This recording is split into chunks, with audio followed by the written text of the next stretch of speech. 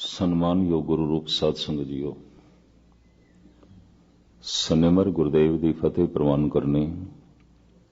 ਵਾਹਿਗੁਰੂ ਜੀ ਕਾ ਖਾਲਸਾ, ਵਾਹਿਗੁਰੂ ਜੀ ਕੀ ਫਤਿਹ। ਬੁਨਿਆਦੀ ਬਚਨ, ਮੂਲ ਮੰਤਰ, ਅਸਥਾਈ ਵਾਕ, ਬੀਜ ਮੰਤਰ, ਜੋ ਗੁਰੂ ਨਾਨਕ ਦੇ ਕੰਠ ਤੋਂ ਸਭ ਤੋਂ ਪਹਿਲੇ ਪ੍ਰਗਟ ਹੋਇਆ ਹੈ। ਸਿੱਖ ਜਗਤ ਵਿੱਚ ਉਸ ਨੂੰ ਮੂਲ ਮੰਤਰ ਕਹਿੰਦੇ ਨੇ। ਲੜੀਵਾਰ ਇਹ ਵਿਚਾਰ ਉਦਾਸ ਆਪ ਜੀ ਦੇ ਸਾਹਮਣੇ ਰੱਖ ਰਹੇ। ਸਿਰਫ ਅਖਰੀ ਅਰਥ ਮੈਂ ਦੁਹਰਾ ਦਿਆਂ, ਫਿਰ ਜਿੱਥੇ ਤੱਕ ਵਿਚਾਰ ਪਹੁੰਚੀਏ ਅੱਗੇ ਚਲੀਏ। ਗੁਰੂ ਨਾਨਕ ਦੇ ਕੰਠ ਤੋਂ ਜਿਹੜਾ ਪਹਿਲਾ ਵਾਕ ਮੂਲ ਮੰਤਰ ਦਾ, ਬੁਨਿਆਦੀ ਮੰਤਰ ਦਾ ਨਿਕਲਿਆ ਹੈ, ਇੱਕ। ਉਹ ਇੱਕ ਕੀ ਹੈ? ਓੰਕਾਰ ਹੈ। ਪਰ ਪ੍ਰਸ਼ਨ ਖੜਾ ਹੋਵੇਗਾ, ਓੰਕਾਰ ਕੀ ਹੈ? ਇੱਕ ਸ਼ਕਤੀ ਹੈ, ਵਿਅਕਤੀ ਨਹੀਂ ਹੈ। ਪਰ ऐसी शक्ति जो जड़ नहीं चेतन है, जागी हुई है। और उसी शक्ति दे जन्म, जीवन ते मरण चल रहा है। ये तीन शब्दां दा जोड़ आकार, उकार, मकार, भाव, ओंकार। हिंदुस्तानी परंपरा दे जितने भी धर्म ने ओंकार नूं मूल धुनी मनदे ने, ब्रह्मंड दी धुनी मनदे ने, परमात्मा दा पहला वाक मनदे ने। यही शब्द होया, यही धमाका होया जिस तो सारा जीवन बनया। कीता बसाओ, एको कवाओ, तिसते होए लख दरियाओ। लखां जिंदगियां दे ये जो दरिया चल पे, इसे ही धुन तो। लखां तरह दा जीवन, किधरे सूरज दे दरिया, कई सूरज, किधरे कई चंद्रमा, कई कोट ससियर, सूर नक्षत्र। तो वो जो एक है ओंकार है। और वो ओंकार जो है वो सत है, मिथ नहीं है। सत तो मुराद सदीवी है, कायम दायम है, होंद वाला है। वो है, वो सत है, मिथ नहीं। जो सच्चाई होंदी उसनों असीं कह देंदे आ है, तो जो सच्चाई नहीं होंदी उसनों असीं कह देंदे आ नहीं है।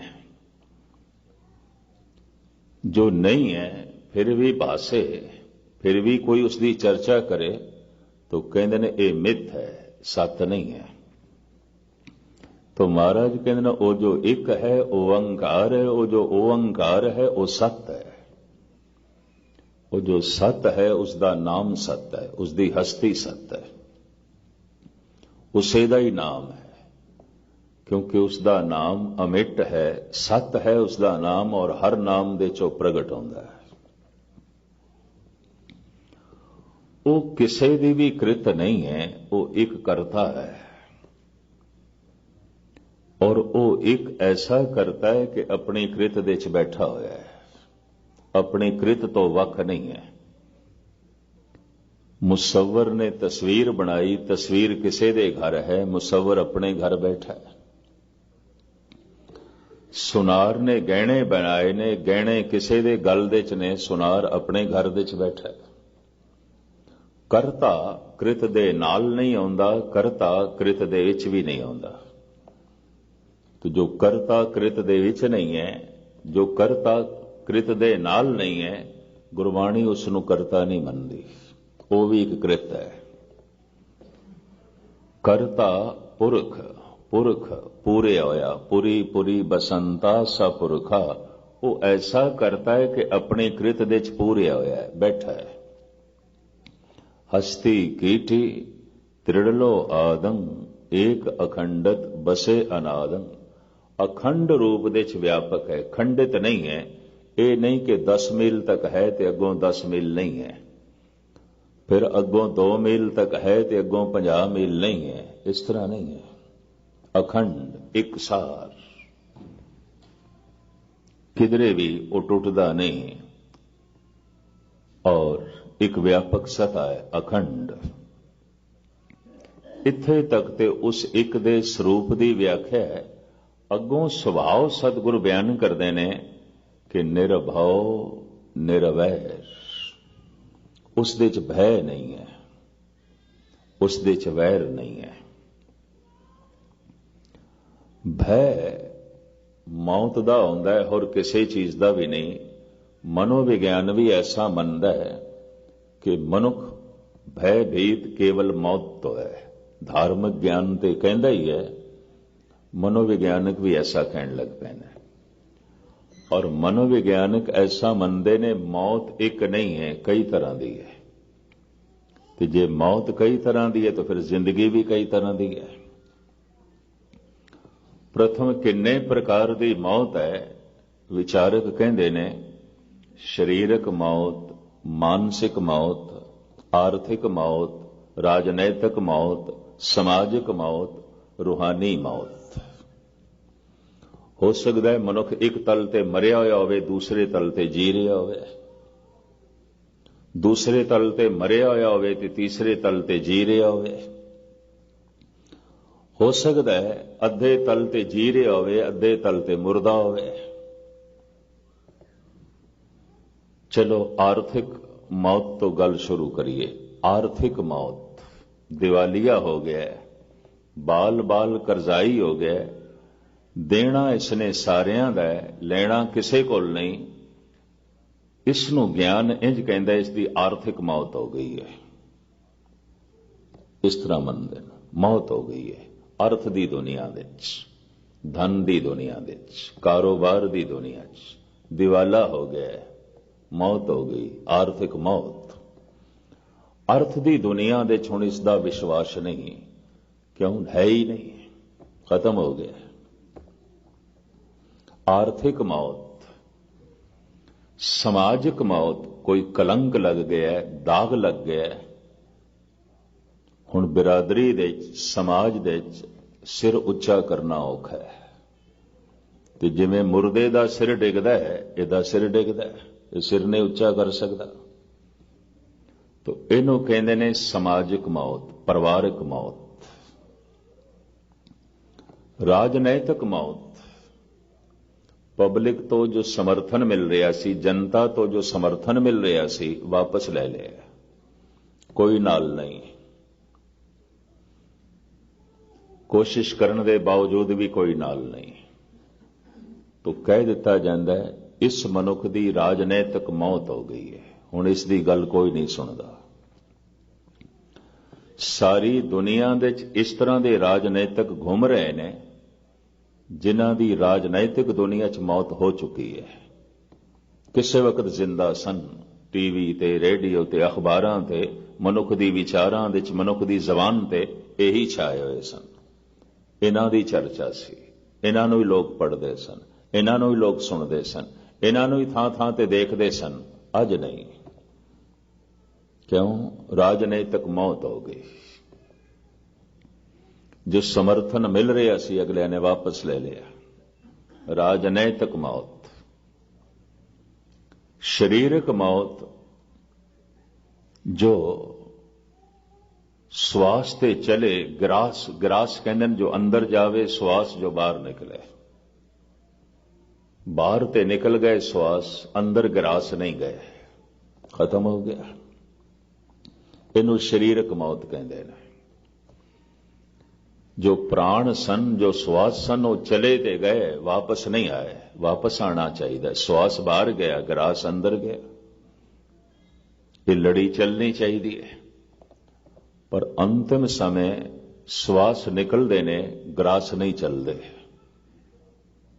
ਤੋ ਕਹਿ ਦਿੰਦੇ ਨੇ ਸਰੀਰਕ ਮੌਤ ਹੋ ਗਈ ਹੈ। ਮਾਨਸਿਕ ਮੌਤ, ਕਿਸੇ ਇੱਕੋ ਹੀ ਵਿਚਾਰ ਤੇ ਦਿਮਾਗ ਰੁਕ ਗਿਆ ਜਾਂ ਕੋਈ ਵਿਚਾਰ ਨਹੀਂ। ਤੋ ਸਰੀਰ ਤੇ ਜ਼ਿੰਦਾ ਹੈ, ਅੱਖਾਂ ਵੀ ਠੀਕ, ਹੱਥ ਪੈਰ ਵੀ ਠੀਕ ਨੇ, ਜ਼ਬਾਨ ਵੀ ਠੀਕ, ਕੰਨ ਵੀ ਠੀਕ, ਲੇਕਿਨ ਮਾਨਸਿਕ ਮੌਤ ਹੋ ਗਈ ਹੈ। ਪਾਗਲ, ਸੁੰਨ, ਮੁਰਦਾ ਹੈ। ਇਹ ਮਨ ਦੇ ਤਲ ਤੇ ਮੁਰਦਾ ਹੈ। ਕਿਉਂਕਿ ਵਿਚਾਰਾਂ ਦਾ ਜੋ ਪ੍ਰਵਾਹ ਸੀ ਉਹ ਰੁਕ ਗਿਆ। जैसे श्वास का प्रवाह ग्रास का प्रभाव रुक जाए तो शरीरक मौत, विचारां का प्रवाह रुक जाए तो मानसिक मौत। एक होर मौत है जिस नाल सब कुछ ही समझ लो मुर्दा मनुख दा। रूहानी मौत, अध्यात्मक मौत, धार्मिक मौत। परमात्मा की याद चले तो जीवन है, ना चले तो मौत। आखां जीवा बिसरे मर जाऊं, मरणं बिसरणं गोबिंदे, जीवणं हर नाम ध्यावणे। गुरु अर्जन देव जी। मौत है उसनों भुल जाना, जिंदगी है उन्हों याद करना। केड़ी जिंदगी? रूहानी। हो सकता है बंदे कोल आर्थिक जीवन होवे ते रूहानी जीवन ना होवे। हो सकता है रूहानी जीवन होवे पर इस कोल परिवारक जीवन नहीं। बथेरियां कोल नहीं सी, महावीर कोल नहीं सी। भरतरी ने परिवारक जीवन नूं एक पासे सुट दिता। महात्मा बुद्ध कोल भी नहीं सी। राजनैतिक जीवन भी नहीं सी क्योंकि राजनीति नूं ठोकर मार दी। आर्थिक जीवन भी नहीं सी क्योंकि दर दर भिक्षा मंग के अपनी उपजीविका चलाते सन। लेकिन रूहानी जीवन सी।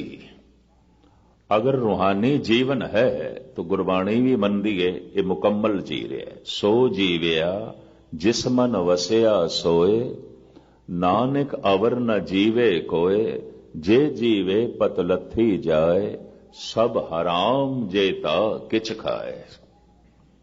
ईश्वरी याद नहीं चल रही, इदा खाना पीना पहनना सोना सब हराम। कुछ भी हलाल नहीं है, सब हराम। सब हराम जेता किच खाए। जितने पदार्थ, जितने सुख, जितना दुनियावी अडंबर सब हराम, हलाल नहीं है। हलाल ते हराम नो अगर इस दृष्टिकोण नाल देखोगे तो गुस्ताखी माफ किधरे किधरे कोई हलाल दिखाई देगा। सब हराम, गुस्ताखी माफ। मैं पंक्तियां फिर थोड़े सामने रख दिया।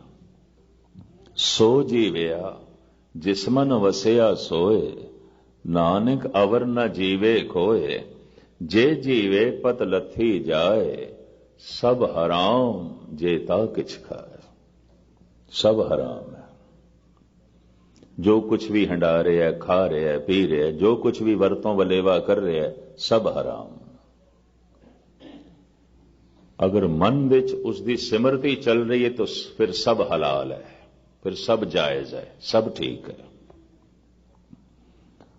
अगर उसकी सिमरती नहीं चल रही थी, उसकी समझ नहीं चल रही, तो जो कुछ भी है सब हराम है। भाई साहब, भाई नंदलाल का एक वाक चेते आ रहा है। आप कहते ने गम चे बाशद, गम किसनू कहोगे? दुख की है, किसनू आखोगे दुख? तो इत्थे एक प्रश्न पैदा होता है, क्या मनुख नू इतना भी नहीं पता जो भाई साहब प्रश्न पे करते हैं? ठीक कर रहे ने प्रश्न भाई साहब, भाई नंदलाल। मनुख नू नहीं पता। यकीन जानो, मनुख नू दुख का भी ज्ञान नहीं, मनुख नू सुख का भी ज्ञान नहीं। ये गल वखरी है, कदी दुखी हो जाता है, कदी सुखी हो जाता है, पर दुख सुख का इसनू ज्ञान नहीं है। दुख सुख की इसनू समझ नहीं है, इसनू पता नहीं है। तदी भाई साहब कहते ने गम चे बाशद, दुख की है, गम की है, चीज तो शादी खुशी की है। शादी दे अर्थ ने खुशी। ईरानी भाषा का शब्द है। किसी का दिल बड़ा खुश होवे तो कह दिता जाता है, ई दिल शाद अस्त, ये दिल बड़ा शाद है, खुश है, प्रसन्न है। ई खाना शादी अस, इस घर विच बड़ी खुशी है। शादी दे अर्थ विवाह नहीं है, खुशी। विवाह लई उन्हां कोल शब्द है, फलाने दे घर निकाह हो रहा है। शादी खुशी, चीज तो शादी खुशी की है। तो भाई साहब आप ही जवाब देंदे ने, गम चे बाशद गफलत अज यादे खुदा। बस परमात्मा की याद तो गफलत करनी, यही गम है और कोई गम नहीं, यही दुख है। ये बीज है दुखां दा। हुण सारे दुख पैदा होणगे अगर ईश्वर नूं भुले हैं। ये भुल जाना ही दुखां दा बीज है। सारे दुख पैदा होणगे किन्ने? परमेश्वर ते भुलिया व्यापन सभे रोग। सारे ही पैदा होणगे, एक नहीं, सारे ही पैदा होणगे। परमेश्वर ते भुलिया व्यापन सभे रोग। चीस्त शादी याद आबा मुंतहा। खुशी की है उस ला इंतहा परमात्मा नूं याद करना। गम की है उसनूं भुल जाना। तो एक रूहानी मौत है जो सब कुछ नूं मौत दे च बदल देंदी है। सो जीविया जिस मन वसिया सोए, नानक अवर ना जीवे कोए। कहंदे ने जितने चिर तक ये रूहानी जीवन मनुख नूं ना मिले, जीवन भर और अनंत जीवन, बार बार जीवन मिलता रहेगा, लेकिन जीवेगा मौत दे भय दे च। कदी जीवन नूं जी नहीं सकेगा।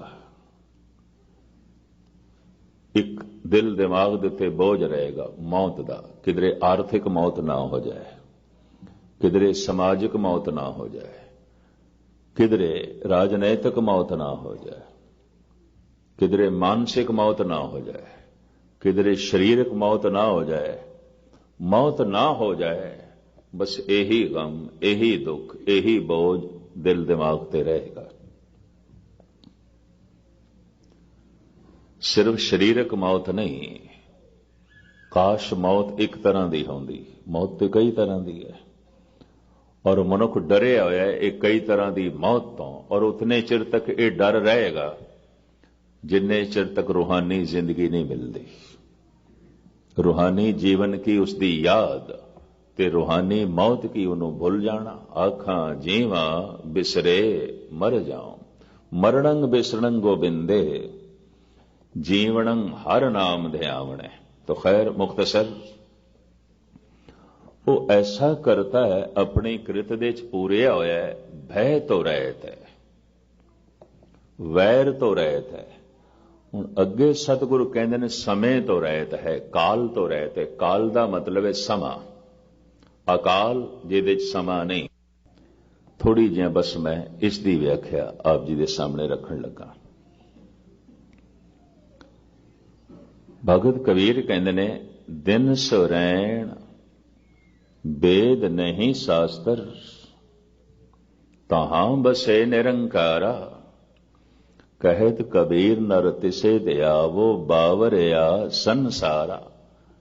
दिन रात जिहदे च नहीं है, समय नूं नापण दा ढंग साडे कोल दिन ते रात है, और किस तरह नापांगे? अगर दिन ठहर जाए, रात आवे ही ना, किवें नापांगे? अगर रात ठहर जाए, दिन होवे ही ना, फिर समय नूं किस तरह नापांगे?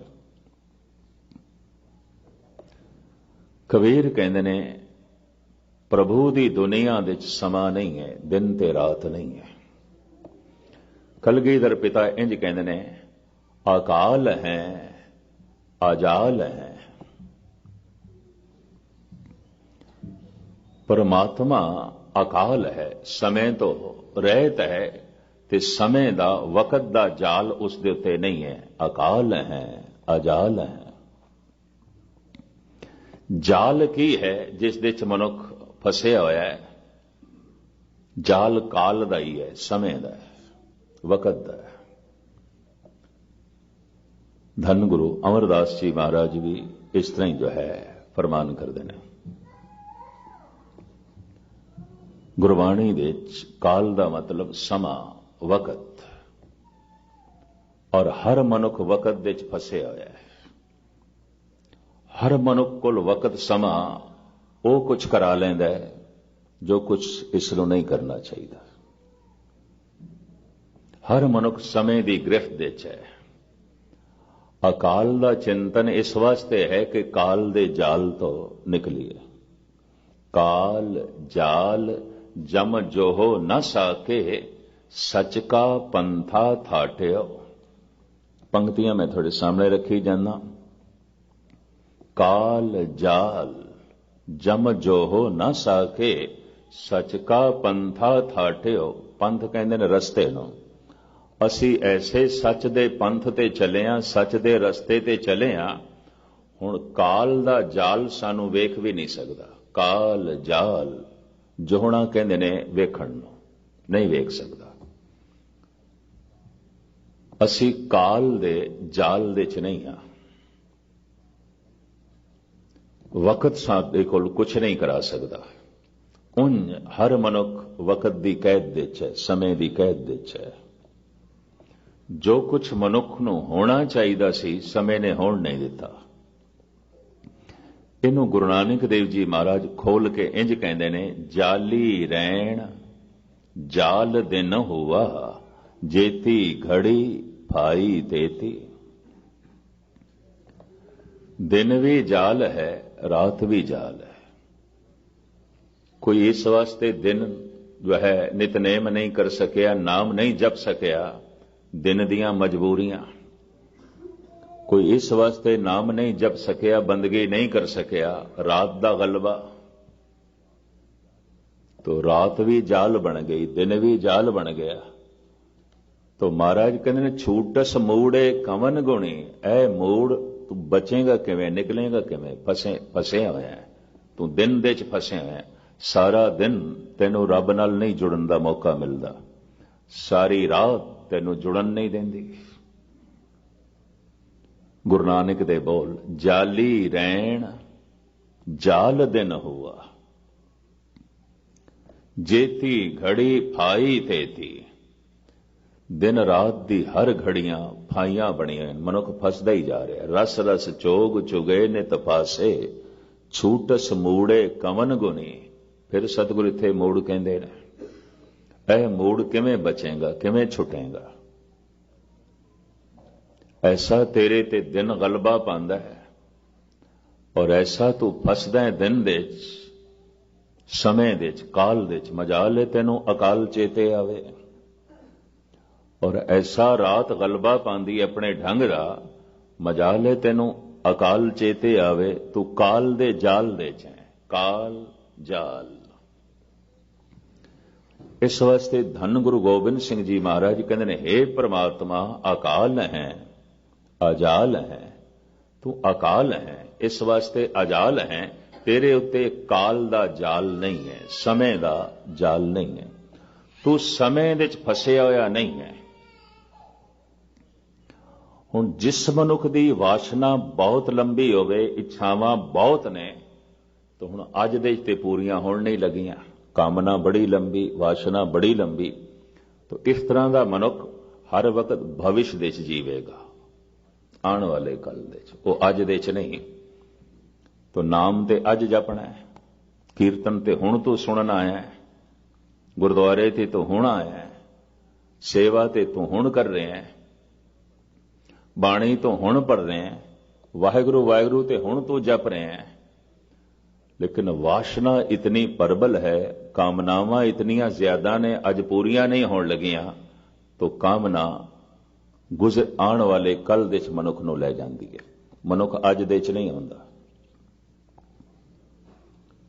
आने वाले कल दे च जीवदा है। भविष्य दी चिंता।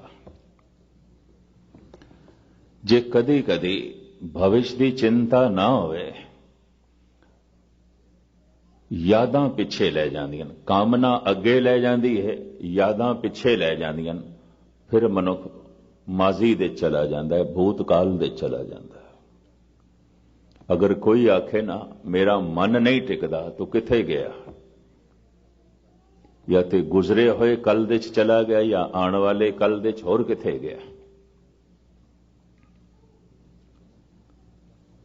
मनुख समय दे प्रभाव हेठ जी रहा है। आने वाले कल दा इतना गलबा, अज दी फिक्र नहीं। गुजरे हुए कल दा इतना असर, इतना दबाव, अज दा कोई ख्याल नहीं। ते बंदे कोल जद भी होंदा है, अज ही होंदा है। ना आने वाला कल हाथ दे च है, ना गुजरिया होया कल हाथ दे च, किसी दे भी नहीं है। कभी बगौर मुताला करना।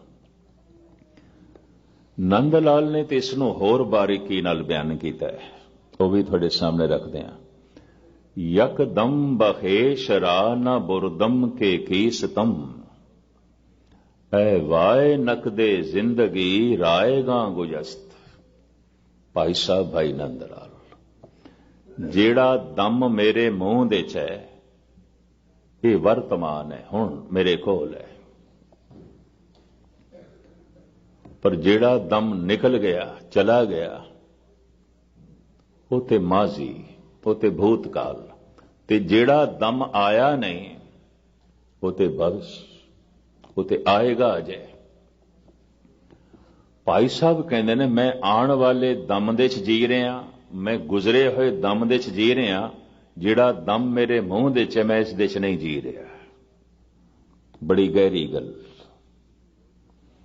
ਤੇ ਜ਼ਿੰਦਗੀ ਉਹੀ ਹੈ ਜਿਹੜਾ ਮੂੰਹ ਦੇ ਚ ਦਮ ਹੈ। ਯਕਦਮ ਬਖੇਸ਼ ਰਾ ਨਾ ਬੁਰਦਮ ਕਿ ਕੀਸਤਮ, ਐ ਵਾਏ ਨਕਦੇ ਜ਼ਿੰਦਗੀ ਰਾਏਗਾ ਗੁਜਸਤ। ਇੱਕ ਨਕਦ ਜ਼ਿੰਦਗੀ ਸੀ ਮੇਰੇ ਕੋਲ, ਉਧਾਰੀ ਨਹੀਂ, ਨਕਦ। ਕਿ ਮੂੰਹ ਦੇ ਚ ਜੋ ਦਮ ਸੀ ਮੇਰੇ ਕੋਲ ਸੀ, ਜੋ ਚਲਾ ਗਿਆ ਉਹ ਹੱਥ ਦੇ ਚ ਨਹੀਂ, ਜੋ ਆਉਣ ਵਾਲਾ ਹੈ ਉਹ ਵੀ ਹੱਥ ਦੇ ਚ ਨਹੀਂ, ਉਹ ਨਕਦੀ ਨਹੀਂ ਹੈ। ਇੱਕ ਆਉਣ ਵਾਲੀ ਇੱਕ ਚਲੀ ਗਈ, ਇੱਕ ਦਮ ਤੇ ਚਲਾ ਗਿਆ, ਖਰਚ ਹੋ ਗਿਆ। ਇੱਕ ਦਮ ਆਉਣ ਵਾਲਾ ਹੈ ਪਰ ਅਜੇ ਆਇਆ ਨਹੀਂ, ਪਰ ਇੱਕ ਦਮ ਮੇਰੇ ਮੂੰਹ ਦੇ ਚ ਹੈ, ਇਹ ਨਕਦ ਹੈ। ਤੇ ਭਾਈ ਸਾਹਿਬ ਕਹਿੰਦੇ ਨੇ ਮੈਂ ਨਕਦੀ ਕਿਸ ਤਰ੍ਹਾਂ ਖਰਚ ਕੀਤੀ?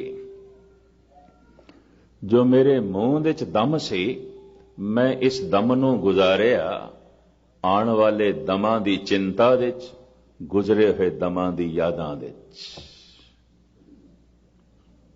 ਬੜੀ ਬਾਰੀਕ ਗੱਲ ਕਰ ਗਏ ਨੇ।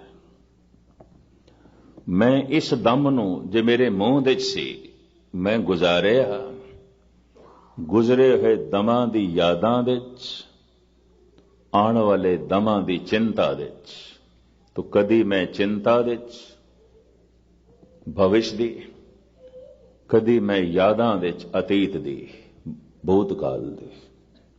ਮੈਂ ਤੇ ਅੱਜ ਦੇ ਚ ਕਦੀ ਜੀਵਿਆ ਹੀ ਨਹੀਂ, ਤੇ ਅੱਜ ਹੀ ਨਕਦ ਸੀ, ਬਾਕੀ ਤੇ ਸਭ ਉਧਾਰ, ਬਾਕੀ ਦਾ ਕੋਈ ਪਤਾ ਨਹੀਂ। ਇੱਕ ਹੱਥੋਂ ਚਲਾ ਗਿਆ, ਇੱਕ ਹੱਥ ਦੇ ਚ ਆਇਆ ਨਹੀਂ। ਮਨੁੱਖ ਜੀ ਰਿਹਾ ਹੈ ਕਿਸ ਦੇ ਚ? ਜੋ ਹੱਥੋਂ ਚਲਾ ਗਿਆ। ਮਨੁੱਖ ਜੀ ਰਿਹਾ ਹੈ ਕਿਸ ਦੇ? ਜੋ ਹੱਥ ਦੇ ਚ ਆਇਆ ਨਹੀਂ। ਪਰ ਜੋ ਹੱਥ ਦੇ ਚ ਹੈ ਉਸ ਦੇ ਚ ਨਹੀਂ ਜੀ ਰਿਹਾ, ਕੋਈ ਵੀ ਨਹੀਂ ਜੀ ਰਿਹਾ। ਕਦੀ ਕਦਾਈ ਕੋਈ ਲੱਖਾਂ ਚ ਇੱਕ ਦੋ ਮਨੁੱਖ ਅੱਜ ਦੇ ਚ ਜੀਂਦੇ ਨੇ, ਇਸੇ ਦਮ ਦੇ ਚ ਜੀਂਦੇ ਨੇ ਜੋ ਦਮ ਮੂੰਹ ਦੇ ਚ ਹੈ। ਦਮ ਦਮ ਕਰਕੇ ਮੇਰੀ ਸਾਰੀ ਜ਼ਿੰਦਗੀ ਲੰਘ ਗਈ, ਭਾਈ ਨੰਦ ਲਾਲ ਕਹਿੰਦੇ ਨੇ। ਕਿਉਂ? ਮੇਰੇ ਸਾਰੇ ਦਮ ਕੁਰਬਾਨ ਹੋ ਗਏ ਗੁਜ਼ਰੇ ਹੋਏ ਦਮਾਂ ਦੀ ਯਾਦਾਂ ਦੇ ਚ, ਆਉਣ ਵਾਲੇ ਦਮਾਂ ਦੀ ਚਿੰਤਾ ਦੇ ਚ। ਇਸ ਤਰ੍ਹਾਂ ਹੀ ਜ਼ਿੰਦਗੀ ਬਰਬਾਦ ਚਲੀ ਗਈ ਮੇਰੀ, ਅਜਾਈ ਚਲੀ ਗਈ। ਜਨਮ ਸਾਖੀ ਦੇ ਚ ਇੱਕ ਕਥਾ ਹੈ। ਧੰਨ ਗੁਰੂ ਨਾਨਕ ਦੇਵ ਜੀ ਮਹਾਰਾਜ ਮਰਦਾਨੇ ਨੂੰ ਪੁੱਛਦੇ ਨੇ, ਮਰਦਾਨਿਆ ਤੈਨੂੰ ਆਪਣੀ ਜ਼ਿੰਦਗੀ ਦਾ ਕਿੰਨਾ ਕੁ ਭਰੋਸਾ ਹੈ? ਤੇ ਮਰਦਾਨਾ ਕਹਿੰਦਾ ਮਹਾਰਾਜ ਇੰਨਾ ਹੀ ਭਰੋਸਾ ਹੈ ਕਿ 100 ਕਦਮ ਚੱਲੀਏ ਤੇ ਪਤਾ ਨਹੀਂ ਅਗਲਾ ਕਦਮ ਪੁੱਟ ਸਕਾਂਗੇ ਕਿ ਨਹੀਂ, ਬਸ ਇੰਨਾ ਹੀ ਭਰੋਸਾ ਹੈ। ਸਤਿਗੁਰ ਕਹਿੰਦੇ ਨੇ ਬਾਲਿਆ ਤੈਨੂੰ ਕਿੰਨਾ ਕੁ ਭਰੋਸਾ ਹੈ, ਤੂੰ ਦੱਸ। ਤੇ ਪਤਾ ਹੈ ਬਾਲਾ ਕੀ ਕਹਿੰਦਾ ਹੈ? ਮਹਾਰਾਜ ਇਸ ਮਰਦਾਨੇ ਨੂੰ 100 ਕਦਮਾਂ ਦਾ ਭਰੋਸਾ ਹੋਵੇਗਾ, ਆਪਾਂ ਤੇ ਇੱਕੋ ਹੀ ਕਦਮ ਦਾ ਭਰੋਸਾ ਰੱਖਦੇ ਹਾਂ। ਇੱਕ ਕਦਮ ਜਿਹੜਾ ਪੁੱਟਿਆ ਪਤਾ ਨਹੀਂ ਦੂਸਰਾ ਪੁੱਟ ਸਕਾਂਗੇ ਕਿ ਨਹੀਂ, ਦੂਸਰਾ ਚੱਲ ਸਕਾਂਗੇ ਕਿ ਨਹੀਂ। ਦੋਵੇਂ ਹੱਥ ਜੋੜ ਕੇ ਕਹਿਣ ਲੱਗੇ ਮਹਾਰਾਜ ਤੁਹਾਨੂੰ ਕਿੰਨਾ ਕੁ ਭਰੋਸਾ ਹੈ, ਤੁਹਾਨੂੰ ਕਿੰਨਾ ਕੁ ਭਰੋਸਾ ਹੈ। ਜਨਮ ਸਾਖੀ ਦੀ ਕਥਾ। ਤੇ ਧੰਨ ਗੁਰੂ ਨਾਨਕ ਦੇਵ ਜੀ ਮਹਾਰਾਜ ਕਹਿੰਦੇ ਨੇ ਮਰਦਾਨਿਆ ਤੈਨੂੰ 100 ਕਦਮਾਂ ਦਾ ਭਰੋਸਾ, ਬਾਲਿਆ ਤੈਨੂੰ ਇੱਕ ਕਦਮ ਦਾ ਭਰੋਸਾ।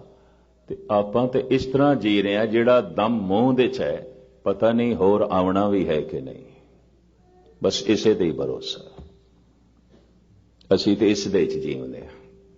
ਹਮ ਆਦਮੀ ਆ ਇੱਕਦਮੇ ਮੋਹਲਤ ਮੌਤ ਨਾ ਜਾਣਾ। ਉਹ ਇੱਕਦਮ ਜੋ ਮੂੰਹ ਦੇ ਚ ਹੈ, ਬਸ ਇਸੇ ਤੇ ਭਰੋਸਾ ਕਰ ਸਕਦੇ ਹਾਂ, ਬਾਕੀ ਤੇ ਨਹੀਂ।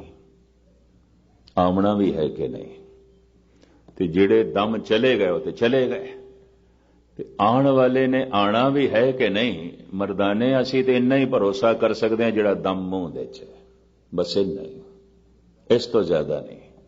ਇਸ ਦਾ ਮਤਲਬ ਹੈ ਨਕਦ ਜ਼ਿੰਦਗੀ ਹੈ, ਅੱਜ ਦੇ ਜੀ ਰਹੇ ਨੇ, ਉਸ ਦਮ ਦੇ ਚ ਜੀ ਰਹੇ ਨੇ ਜਿਹੜਾ ਦਮ ਮਨੁੱਖ ਦੇ ਮੂੰਹ ਦੇ ਚ ਹੈ। ਆਮ ਲੋਕੀ ਇਸ ਤਰ੍ਹਾਂ ਨਹੀਂ ਜੀਵਦੇ। ਦਮ ਮੂੰਹ ਦੇ ਚ ਹੈ ਤੇ ਦਮ ਕਿਸ ਤਰ੍ਹਾਂ ਲੰਘ ਗਿਆ, ਗੁਜ਼ਰੇ ਹੋਏ ਦਮਾਂ ਦੀ ਯਾਦਾਂ ਦੇ ਚ ਦਮ ਲੰਘ ਗਏ, ਆਉਣ ਵਾਲੇ ਦਮਾਂ ਦੀ ਚਿੰਤਾ ਦੇ ਚ ਦਮ ਲੰਘ ਗਏ, ਮਨੁੱਖ ਜੀ ਨਹੀਂ ਸਕਿਆ। ਭਾਈ ਸਾਹਿਬ ਭਾਈ ਗੁਰਦਾਸ ਜੀ ਕਹਿੰਦੇ ਨੇ, ਵਰਤਮਾਨ ਵਿੱਚ ਵਰਤਦਾ ਹੋਵਨਹਾਰ ਸੋਈ ਪਰਵਾਣਾ। ਵਾਸਤਵਿਕ ਜੋ ਭਗਤ ਮਨੁੱਖ ਹੈ ਵਰਤਮਾਨ ਦੇ ਵਿੱਚ, ਅੱਜ ਦੇ ਵਿੱਚ ਜੀਵਦਾ ਹੈ, ਕਿਉਂਕਿ ਅੱਜ ਨਕਦ ਹੈ, ਅੱਜ ਕੋਲ ਹੈ। ਆਉਣ ਵਾਲਾ ਕੱਲ ਹੱਥ ਦੇ ਚ ਨਹੀਂ, ਗੁਜ਼ਰਿਆ ਹੋਇਆ ਕੱਲ ਹੱਥ ਦੇ ਚ ਨਹੀਂ। ਤੋ ਅਕਸਰ ਮਨ ਚਲਾ ਜਾਂਦਾ ਹੈ ਭੂਤਕਾਲ ਦੀਆਂ ਯਾਦਾਂ ਦੇ ਵਿੱਚ, ਮਨ ਚਲਾ ਜਾਂਦਾ ਹੈ ਭਵਿਸ਼ ਦੀ ਚਿੰਤਾ ਦੇ ਵਿੱਚ, ਮਨ ਚਲਾ ਜਾਂਦਾ ਹੈ ਗੁਜ਼ਰੇ ਹੋਏ ਕੱਲ ਦੀਆਂ ਯਾਦਾਂ ਦੇ ਵਿੱਚ, ਮਨ ਚਲਾ ਜਾਂਦਾ ਹੈ ਆਉਣ ਵਾਲੇ ਕੱਲ ਦੀ ਚਿੰਤਾ 'ਚ। ਜਾਂ ਮਨੁੱਖ ਅਤੀਤ ਦੀ ਯਾਦ ਦੇ 'ਚ ਬੈਠਾ ਹੈ, ਜਾਂ ਮਨੁੱਖ ਭਵਿਸ਼ ਦੀ ਚਿੰਤਾ ਦੇ 'ਚ ਬੈਠਾ ਹੈ। ਚਾਹੇ ਕਥਾ ਹੋ ਰਹੀ ਹੈ, ਚਾਹੇ ਕੀਰਤਨ ਹੋ ਰਿਹਾ ਹੈ, ਚਾਹੇ ਬਾਜ਼ਾਰ ਦੇ 'ਚ ਬੈਠਾ ਹੈ ਜਾਂ ਪਰਿਵਾਰ ਦੇ 'ਚ ਬੈਠਾ ਹੈ, ਮਨੁੱਖ ਜਿੱਥੇ ਬੈਠਾ ਹੈ ਜਾਂ ਗੁਜ਼ਰੇ ਹੋਏ ਕੱਲ ਦੇ 'ਚ ਬੈਠਾ ਹੈ ਜਾਂ ਆਉਣ ਵਾਲੇ ਕੱਲ ਦੇ 'ਚ, ਅੱਜ ਦੇ 'ਚ ਨਹੀਂ ਹੈ। ਐਸਾ ਨਹੀਂ ਹੈ ਕਿ ਜਦ ਬਾਜ਼ਾਰ ਦੇ 'ਚ ਬੈਠਾ ਹੈ ਤੇ ਗੁਜ਼ਰੇ ਹੋਏ ਕੱਲ ਨਾਲ ਆਉਣ ਵਾਲੇ ਕੱਲ ਨਾਲ ਜੁੜਿਆ ਹੋਇਆ ਹੈ। ਇਹ ਗੁਰਦੁਆਰੇ ਵੀ, ਮੰਦਰ ਮਸਜਿਦ ਦੇ 'ਚ ਵੀ ਇਸੇ ਕਰਕੇ ਤੇ ਸਮਾਧੀ ਨਹੀਂ ਲੱਗਦੀ, ਇਸੇ ਕਰਕੇ ਤੇ ਰਸ ਨਹੀਂ। ਕੀਰਤਨ ਹੋ ਰਿਹਾ ਹੁੰਦਾ ਹੈ, ਮਨ ਗੁਜ਼ਰੇ ਹੋਏ ਕੱਲ ਦੇ 'ਚ, ਆਉਣ ਵਾਲੇ ਕੱਲ ਦੇ 'ਚ, ਉਹ ਤੇ ਅੱਜ ਇੱਥੇ ਹੈ ਹੀ ਨਹੀਂ। ਤੋ ਰਸ ਕੌਣ ਮਾਣੇ? ਅਗਰ ਅੱਜ ਦੇ 'ਚ ਮਨ ਜੀਵੇ ਤਾਂ ਮਨ ਮਿਟ ਜਾਂਦਾ ਹੈ। ਮਨ ਦੇ ਮਿਟਦਿਆਂ ਸਾਰੀਆਂ ਵਾਸ਼ਨਾਵਾਂ ਮਿਟ ਜਾਂਦੀਆਂ ਨੇ। ਮਨ ਮਰੇ ਧਾਤ ਮਰ ਜਾਏ, ਬਿਨ ਮਨ ਮੂਏ ਕੈਸੇ ਹਰ ਪਾਏ। ਵਾਸ਼ਨਾ ਤੇ ਮਿਟ ਗਈ, ਵਾਸ਼ਨਾ ਮਿਟ ਗਈ ਤਾਂ ਭਵਿਸ਼ ਮਿਟ ਗਿਆ। ਇਤਨੀ ਲੰਬੀ ਵਾਸ਼ਨਾਵਾਂ ਨੇ ਮਨੁੱਖ ਦੇ ਕੋਲ, ਅੱਜ ਨਹੀਂ ਪੂਰੀਆਂ ਹੋ ਸਕਦੀਆਂ। ਤੋ ਜੀਵਦਾ ਹੈ ਭਵਿਸ਼ ਦੀ ਚਿੰਤਾ ਵਿੱਚ, ਪਤਾ ਨਹੀਂ ਕੱਲ ਪੂਰੀ ਹੋਵੇਗੀ ਕਿ ਨਹੀਂ, ਸਿਰੇ ਚੜੇਗੀ ਕਿ ਨਹੀਂ। ਔਰ ਅੱਜ ਇਤਨਾ ਦੁਖਦਾਈ ਬਤੀਤ ਹੋ ਰਿਹਾ ਹੈ ਕਿ ਕਈ ਦਫਾ ਮਨੁੱਖ ਅਤੀਤ ਦੀਆਂ ਯਾਦਾਂ, ਗੁਜ਼ਰੇ ਹੋਏ ਕੱਲ ਦੀਆਂ ਯਾਦਾਂ ਦੇ ਵਿੱਚ ਜੀਵਦੇ। ਅਕਸਰ ਬੁੱਢੇ ਬਚਪਨ ਨੂੰ ਯਾਦ ਕਰਦੇ ਨੇ, ਗੁਸਤਾਖੀ ਮਾਫ। ਪਤਾ ਨਹੀਂ ਕਿਤਨੇ ਬਜ਼ੁਰਗਾਂ ਕੋਲ ਬੈਠ ਕੇ ਮੈਂ ਬਚਪਨ ਦੀਆਂ ਹੀ ਗੱਲਾਂ ਸੁਣੀਆਂ ਨੇ ਉਹਨਾਂ ਕੋਲ। 10 ਬੁੱਢੇ ਜਿੱਥੇ ਬੈਠੇ ਹੋਣ, ਯਕੀਨ ਜਾਣੋ ਬਚਪਨ ਦੀਆਂ ਗੱਲਾਂ ਕਰਨਗੇ। ਤੋ ਇਸ ਦਾ ਮਤਲਬ ਹੈ ਜਵਾਨੀ ਗਲਤ ਬਤੀਤ ਕੀਤੀ ਹੈ, ਬੁਢੇਪਾ ਗਲਤ ਹੈ, ਤਾਂ ਹੀ ਤੇ ਬਚਪਨਾ ਯਾਦ ਆ ਰਿਹਾ, ਵਰਨਾ ਨਹੀਂ ਯਾਦ ਆਣਾ ਚਾਹੀਦਾ ਸੀ। ਵਰਨਾ ਬਜ਼ੁਰਗੀ ਬੜੀ ਮਹਾਨ ਉਮਰ ਹੈ, ਜ਼ਿੰਦਗੀ ਭਰ ਦੀਆਂ ਗਲਤੀਆਂ ਬਹੁਤ ਕੁਝ ਸਿਖਾ ਸਕਦੀਆਂ ਨੇ ਮਨੁੱਖ ਨੂੰ। लगता है गलतियां तो भी नहीं सीखिया, नहीं सीखिया, और मैं देखे ऐसा नहीं सीखिया मनुख। यही कारण है कि 90% बुढ़े बचपन ਨੂੰ याद करन लग पैंदे ने, बचपना महान सी, बड़ा महान सी, बेफिक्री सी, कोई जिम्मेवारी नहीं सी। हर तरह की जिम्मेवारी मां बाप ने चुकी हुई सी, जिम्मेवारी नहीं सी, कोई चिंता ही नहीं सी, बेफिक्री सी, खेड़ा ही सन। ना धार्मिक जिम्मेवारी, ना समाजिक जिम्मेवारी, ना आर्थिक जिम्मेवारी, ना राजनैतिक जिम्मेवारी, किसी तरह की कोई जिम्मेवारी नहीं। बच्चे नूं दुनिया के किसी भी मुल्क दे वोट पाने का अधिकार नहीं है, नाबालग ना, तो राजनैतिक जिम्मेवारी तो भी बेलाग हो गया। किसी तरह का बोझ ही नहीं, खेड सकता है, हस सकता है, किलकारियां भर सकता है। तो बचपना अक्सर बुढ़ियां नूं याद आउंदा है। बगौर मुताला करके देखना, कुछ एक थोड़े जिहा 90% ਨੂੰ ਤੇ ਬਚਪਨਾ ਯਾਦ ਆਉਂਦਾ ਹੈ, 5-6% ਐਸੇ ਵੀ ਨੇ ਜਵਾਨੀ ਨੂੰ ਯਾਦ ਕਰਦੇ ਨੇ। ਅਸੀਂ ਜਵਾਨੀ 'ਚ ਇੰਜ ਕਰਦੇ ਹੁੰਦੇ ਸੀ।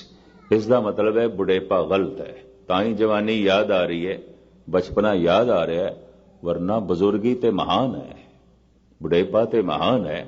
ਬਚਪਨ ਦੀਆਂ ਗਲਤੀਆਂ ਤੇ ਜਵਾਨੀ ਦੀ ਗਲਤੀਆਂ ਤੋਂ ਮਨੁੱਖ ਬਹੁਤ ਕੁਝ ਸਿੱਖ ਸਕਦਾ ਹੈ, ਤੇ ਜੋ ਗਲਤੀਆਂ ਤੋਂ ਵੀ ਨਹੀਂ ਸਿੱਖ ਸਕਦਾ ਉਹ ਕਿਸੇ ਕੋਲ ਨਹੀਂ ਸਿੱਖ ਸਕਦਾ।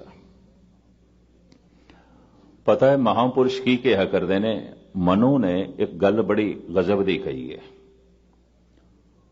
ਉਹ ਕਹਿੰਦਾ ਜੋ ਆਪਣੀ ਹੀ ਆਤਮਾ ਤੋਂ, ਆਪਣੀ ਜ਼ਮੀਰ ਤੋਂ ਸਿੱਖਿਆ ਲੈ ਲਵੇ, ਇਹਦੇ ਪੂਰਬਲੇ ਸੰਸਕਾਰ ਕੋਈ ਬੜੇ ਪ੍ਰਬਲ ਨੇ ਔਰ ਇਹ ਜਨਮ ਤੋਂ ਹੀ ਸੰਤ ਹੈ। ਆਪਣੀ ਜ਼ਮੀਰ ਤੋਂ ਪ੍ਰੇਰਨਾ ਲੈ ਲੈਂਦਾ ਹੈ, ਆਪਣੀ ਆਤਮਾ ਤੋਂ ਪ੍ਰੇਰਨਾ ਲੈ ਲੈਂਦਾ ਹੈ। ਤੇ ਜੋ ਗੁਰੂ ਪੀਰ ਪੈਗੰਬਰਾਂ ਤੋਂ ਸਹੀ ਰਸਤੇ ਦੀ ਪ੍ਰੇਰਨਾ ਲਵੇ, ਇਹ ਮਨੁੱਖ ਹੈ, ਇਹ ਇੱਕ ਸਿਆਣਾ ਮਨੁੱਖ ਹੈ। ਜੋ ਗਲਤੀਆਂ ਤੋਂ ਪ੍ਰੇਰਨਾ ਲੈ ਲਵੇ, ਇਹ ਮੂੜ ਹੈ, ਲੇਕਿਨ ਫਿਰ ਵੀ ਮਨੁੱਖ ਹੈ।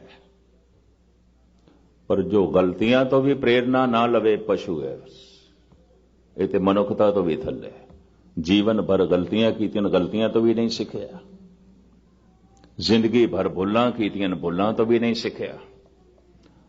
ਔਰ ਵਾਕਈ ਅਗਰ ਬੁੱਢੇ ਨੂੰ ਬਚਪਨਾ ਯਾਦ ਆ ਰਿਹਾ ਤਾਂ ਨਹੀਂ ਸਿੱਖਿਆ। ਅਗਰ ਇਸ ਬੁੱਢੇ ਨੂੰ ਜਵਾਨੀ ਪ੍ਰਭਾਵਿਤ ਕਰ ਰਹੀ ਹੈ ਤਾਂ ਕੁਝ ਵੀ ਨਹੀਂ ਸਿੱਖਿਆ। ਜ਼ਿੰਦਗੀ ਅਜਾਈ ਗਵਾਈ ਹੈ ਇਸਨੇ, ਜੀਵਨ ਵਿਅਰਥ ਕੀਤਾ। ਇਸੇ ਨੂੰ ਕਹਿ ਦਿੰਦੇ ਨੇ ਸ਼ਾਇਦ ਧੁੱਪ ਦੇ ਚ ਕੇਸ ਚਿੱਟੇ ਕੀਤੇ ਨੇ ਇਸਨੇ, ਕੁਝ ਵੀ ਨਹੀਂ ਹੈ। ਇਹ ਗਲਤੀਆਂ ਤੋਂ ਵੀ ਨਹੀਂ ਸਿੱਖਿਆ। तो खैर मुख्तसर जो है मैं अर्ज करा, नकद जिंदगी है जो मूंह दे श्वास है, और जो मूंह दे श्वास है उसदे जी रहा उते समाधि लीन है, उते हर वक्त आनंद है। और इस तरह दे मनुख दी जिंदगी च काल नहीं आउंदा, समा नहीं आउंदा। कबीर कहंदे ने मेरी दुनिया च समा नहीं है, वक्त नहीं है।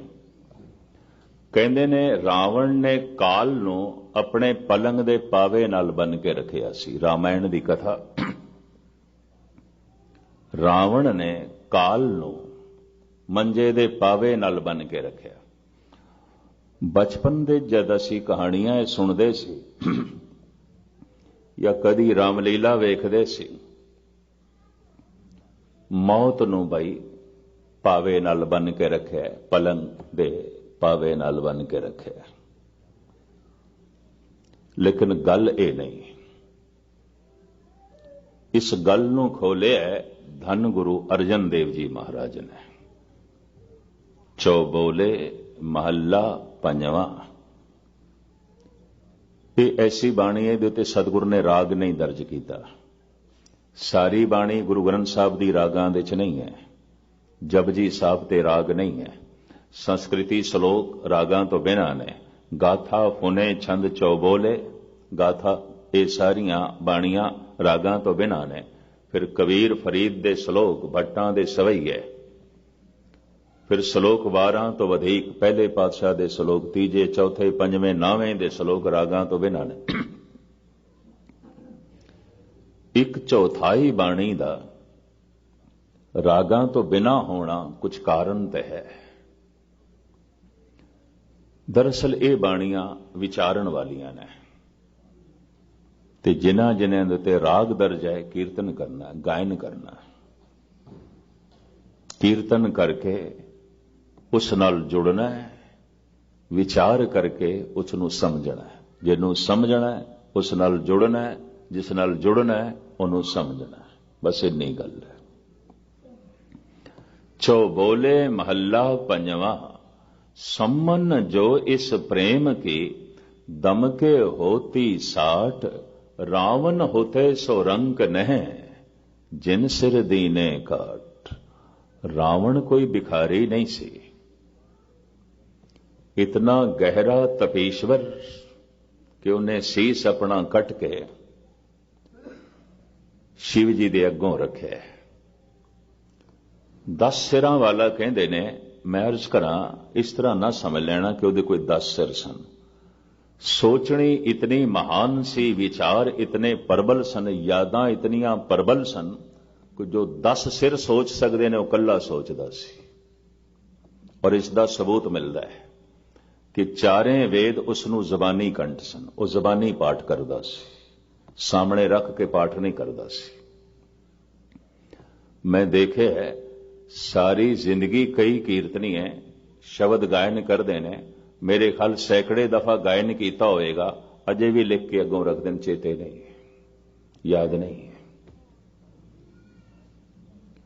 सारी जिंदगी पाठ किया है पर अजे भी गुटके की लोड़ है। न जपजी कंठ है, न जाप साहब कंठ है, न सवैये कंठ ने, न आनंद साहब कंठ है, न चौपाई कंठ है, अजे भी गुटके की लोड़ है। ते सारी जिंदगी करदा की रहे, पढ़दा तो सारी जिंदगी रहे। इसका मतलब चेता हाफजा तेरा इतना कमजोर कि रोज पढ़ के भी तेनों एक पंक्ति चेते नहीं हो सकी। और हैरानगी आउंदी है उदों मैनू कि एक शब्द नूं हजारां दफा गाया होवेगा, 30-40 साल तो गा रहे ने, पर अजे भी लिखे हुए दी लोड़ है वाजे ते। चारें वेद जबानी कंठ ने रावण जबानी पाठ करता है। तो इथों गल स्पष्ट हो गई कि मन बड़ा एकाग्र होवेगा, याद शक्ति बड़ी तिखी हो जाती है अगर मन दे टिकाओ होवे। ते मन चंचल चल ही रहा है तो खिमा करनी खिन खिन दे बोलेगा, कुछ भी चेते नहीं, बुलक्कड़ होवेगा, बिल्कुल भुल जाएगा। भुलावड़े भुल्ली भुल भुल पछोताणी, चेते शक्ति, विचार शक्ति, सोच शक्ति रावण दी बड़ी प्रबल, उपासना इसकी बड़ी महान। और जो इतनी उपासना करे तो उसदे कोल आनंद ते होवेगा, रस ते होवेगा, तो आनंद दे समा खो जाता है।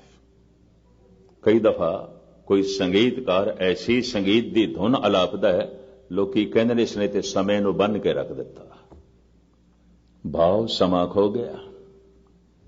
कदी कोई कवि अपनी रचना इस ढंग नाल पेश करता है और उस दे च इतनी गहराई आउंदी है, श्रोते कह देंदे ने इस कवि ने ते समय नूं बन के रख दिता, वक्त रहा ही नहीं, समा रहा ही नहीं। कदी कदाई पाठ करदियां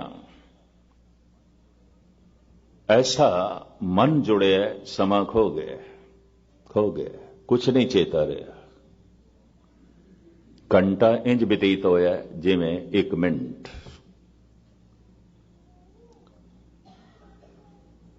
तो बाकी ये 59 मिनट किथे चले गए, खो गए, समा खो गया, नहीं रहा समा। दिन सरैन वेद नहीं शास्त्र, तहां बसे निरंकारा। रावण दा मन ऐसा टिक जांदा सी वेदां दे पाठ दे ते ये मंत्र जपदा सी, ओम नमः शिवाय। शिव जी दा उपासक सी, ओम नमः शिवाय इन जपदा सी। और जप इसदा कोई ऐसा नहीं सी कि 10-20 मिनट आधा घंटा जपना। जब जपन लगना है, अगर रस दे च डुब गया तो 4-4 दिन जपदे रहना है। इस तरह दा सी पुरुष, अभ्यासी, नाम अभ्यासी। सियाणा भी बड़ा सी। इहदे जमाने च लंका ने उन्नति इतनी कीती सी कि चंद सुरत जाके तखपत रसोई, बसंतर जाके कपरे धोई।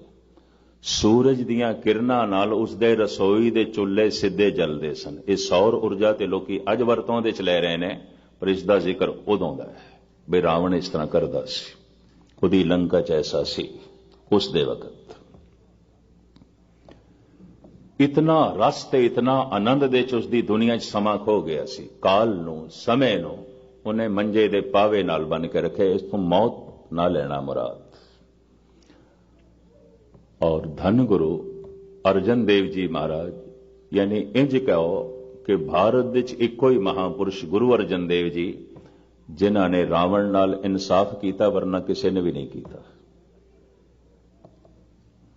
सतगुरु कहते ने सम्मन जो इस प्रेम की दम के होती साठ रावण होते सो रंक ने जिन सिर दीने काट। रावण कोई भिखारी नहीं सी। शिव जी की उपासना करदियां करदियां ऐसा लीन होया, ऐसा मस्त होया, भेटा की रखा, सब कुछ तुच्छ प्रतीत होया, सीस कट के अगों रख दिता। सब कुछ फिजूल प्रतीत होया। सीस महान है, ये कट के अगों रखिया ते ओदा एक सिर 10 सिरां वर्गा। बड़ी सोचनी, बड़ी यादां। भारत दे एक होर संत, एक होर ऋषि होया जिन्हों सहनसर बाहू कहते हैं, 1000 बावां वाला। उदी 2 बावां दे च इतनी ताकत जिवें 1000 बावां। यानी अगर 1000 मनुख उसदे मातात ने, उसदे काबू च ने, उदियां 2 बावां 1000 मनुखां नूं काबू च कर सकदियां ने, ते 1000 बावां वाला आपे ही हो गया। शाहजहां औरंगजेब नूं जो चिट्ठी लिखदे ने जेल दे चों, वो कहते दी रोज लख सवार बूदम इमरोज मोहताज यक का सयाबम। ऐ मेरे बच्चे औरंगजेब, एक दिन ओ सी मेरी जबान तो एक बोल निकलदा सी ते 1000 मनुख सलाम करके झुक के मनण नूं तैयार सन। अज मैं 1000 दफा बोला, कोई एक भी सुनन नूं तैयार नहीं, कोई एक भी मनण नूं तैयार नहीं। अज मेरे बोलां च कुछ भी नहीं, अज मेरी जबान दे च कुछ भी नहीं। किसी वक्त मेरी जबान उस च निकलिया होया एक बोल 1000 मनुखां नूं सजदे करन ते मजबूर कर देंदा सी। 1000 दे हथ जुड़ जांदे सन। अज नहीं। सहनसर बाहू लगदा है बड़ा सूरबीर होवेगा, बड़ा शक्तिशाली होवेगा। 10 सिर 10 सिरां वाला, जो 10 सिर नहीं सोच सकते वो रावण सोच सकता सी। जो 10 सिर चिंतन नहीं कर सकते वो कला कर सकता सी। तदी ते उसनूं 4 वेद जबानी कंठ ने।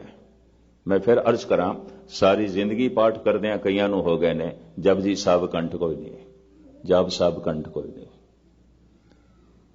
तो इसका मतलब है चित ला के कदी पढ़िया ही नहीं। इस वास्ते वो चित का हिस्सा नहीं बनी, कुछ भी नहीं। और मैं यही अर्ज करा, पढ़ना उदों बंदगी हो जाती है अगर चेता जोड़ दईए। सुनना उदों बंदगी हो जाती है अगर चेता जोड़ दईए। जपना उदों बंदगी हो जाती है अगर चेता जोड़ दईए। चेता जुड़ गया तो पाठ दे च भी समा खो जाएगा, खो जाएगा, नहीं रहेगा। मैनू एक बहुत पुरानी घटना चेते आई है। मैं बाबा बलवंत सिंह होना नाल कोई 8-10 साल रहा। व्याकरण दे बड़े पंडित सन, निर्मले। ये सन 73 दे बाबा श्याम सिंह जी दे डेरे अमृतसर दे चलाना कर गए। भुवनेश्वर दी गल है, उड़ीसा दी राजधानी भुवनेश्वर कटक। सवेरे वो कथा करते होंदे सन। उन्हां दिनां च मैं उन्हां कोल विद्यार्थी दे रूप विच पढ़दा सी ते शाम नूं भावें मैं भी कथा करदा सी। उस दिन संत प्यारा सिंह जी ने आना सी। उन्हां दे मित्र सन, बुजुर्ग सन ते वो भी गुरु ग्रंथ साहब जी महाराज दी बाणी दे बड़े पंडित। ते मैनूं कहण लगे, 2 सिंह जिहड़े जा रहे ने उन्हां नूं लैण वास्ते ट्रेन स्टेशन ते, तू भी नाल चला जा। मैं ठीक है, चले जांदे। वापस आए, बाबा जी अपने कमरे च मिले तो मैं सुभावक पूछ लिया, महाराज कथा हो गई? कहने हाँ, खप के आ गया। मैं कहा हद हो गई, खप के आ गया। इस तरह के शब्द मैं पहली दफा सुने। तो मैं क्या, मैनू ते ये चोट लगी है बड़ी, आप दे ना बोला तो खप के आ गया। कहने लगे हाँ मस्कीन, तू नहीं समझेगा, जब कथा हो जाती है तो बंदगी है, जद करनी पैंदी है तो खपना ही है और कुछ भी नहीं, खपना ही है। जद पाठ हो जाता है तो बंदगी है, तो जद करना पैंदा तो खपना ही है और कुछ भी नहीं। जद कीर्तन हो जाता है तो बंदगी है, जद करना पैंदा तो खपना ही है और कुछ नहीं। जद कीर्तन की स्रोत हो जाती है तो बंदगी है, तो जे ना होई तो खपना ही है। उदों मेरी समझ च नहीं आई सी गल। मैं सोचदा सी चलो हुण 80 वरियां दे हो गए ने, अनोड़ियां गल्लां करन लग पैना। यकीन जानो मेरी शरधा नूं चोट लगी सी। मैं कहा 80 साल दे हो गए ने, बिरद बहुत हो गए ने, अनहोणियां जिहां गल्लां करन लग पैने। मैं संगतां कोल पुछया, मैं कोई खास घटना घटी है? कथा करने नहीं जी, कहंदे घंटा बहुत सोहणे आराम नाल कथा करके आए ने। मैं कहा बाबा जी ते खपना ही कही जांदे ने, उन्हां दे अपने मन की बिरती नहीं जुड़िया होवेगा मन, नहीं कागरता बनी। लेकिन गालबन 5-10 साल जद इस हादसे नूं होया लंघ गए तो मैनू एक समझ च आई ये गल, पता नहीं तुसी बर्दाश्त कर सकोगे कि नहीं। अक्सर रोज खपना ही आउंदा है, बंदगी ते किसे किसे दिन आउंदी है। ये भी मैं अर्ज करदा, किसे किसे दिन आउंदी है। चाहे वह पाठ है, चाहे बाकी दा कर्म कांड है, चाहे सेवा है। सेवा दे सरूर आ गया, बंदगी नहीं ते खपना ही है और कुछ नहीं। पाठ दे च मन जुड़ गया है तो बंदगी, नहीं ते थकेवा अकेवा और कुछ भी नहीं है। ਉਹਦੇ ਤੇ थकना ही टुटना होगा और की है।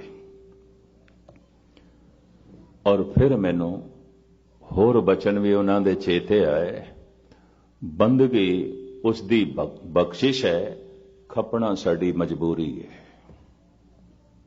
फिर इंज भी मैनू चेते आई गल, ये भी ठीक है, उदों मैनू नहीं आई सी समझ।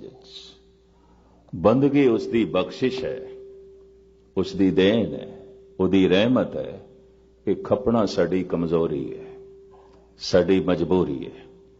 और यकीन जानो मैनू उदों इंज प्रतीत होया सी बुढ़े हो गए न बहुत, 80 तो भी टप गए ने, ते 17-72 की जिहड़ी गल है वो मैं कह इन्हां ते लागू हो गई है।